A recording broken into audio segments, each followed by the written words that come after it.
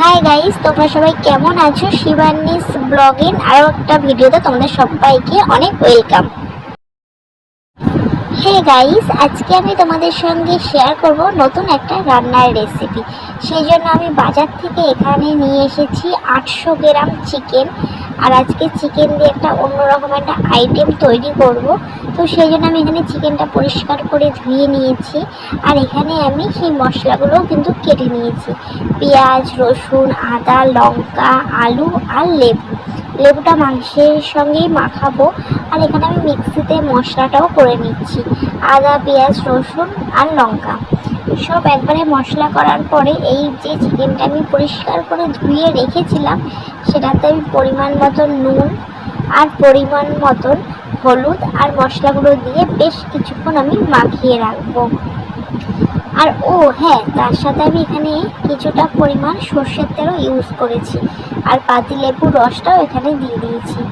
এখানে আমি গোলমরিচের গুঁড়ো, কাশ্মীরি লঙ্কার গুঁড়ো, নুন, হলুদ, লেবু সব কিছু দিয়ে 20 থেকে 25 মিনিটের মতন আমি এই চিকেনটাকে ম্যারিনেট করে মাখিয়ে রেখেছিলাম।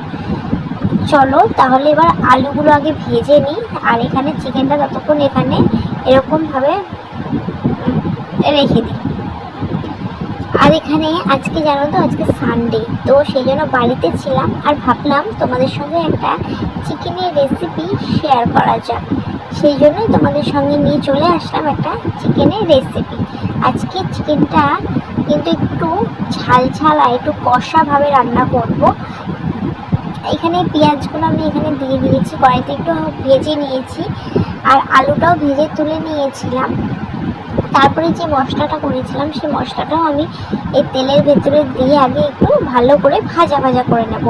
হ্যাঁ, তারপরে যে মশলা দিয়ে মাংসগুলো আমি মাখিয়ে রেখে দিয়েছিলাম সেটা 20 থেকে 25 মিনিট রাখার পরে তারপর আমি এটা তেলের উপর দিয়ে দিলাম। বেশ অনেকক্ষণ ভালো করে কষানোর পরে বেশ তেল ছিল। তারপরে আমি এটাতে জিরের গুঁড়ো, একটু কালার আনার জন্য আর একটু স্বাদ বাড়ানোর জন্য আমি কিন্তু এর ভেতরে কিছুটা চিনিও অ্যাড করেছিলাম।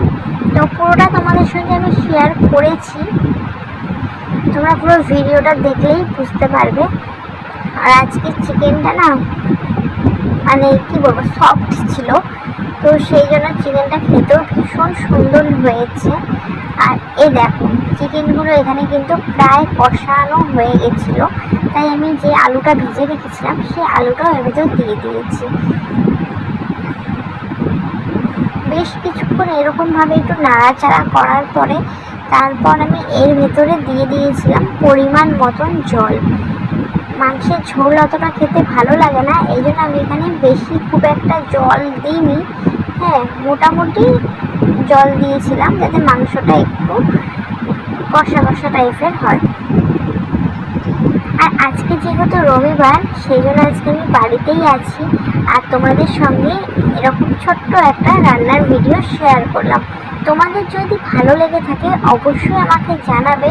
নেক্সট আমি তোমাদের সঙ্গে আরও অনেক রেসিপি শেয়ার করব। তো চলো, এখানে কথা বলতে এখানে আমার মাংসের ঝোলটাও ফুটে উঠেছে। এবার এটা আমি একদম লো গ্যাসে দিয়ে তার ঢাকা দিয়ে রাখবো। প্রায় হয়ে গেছে।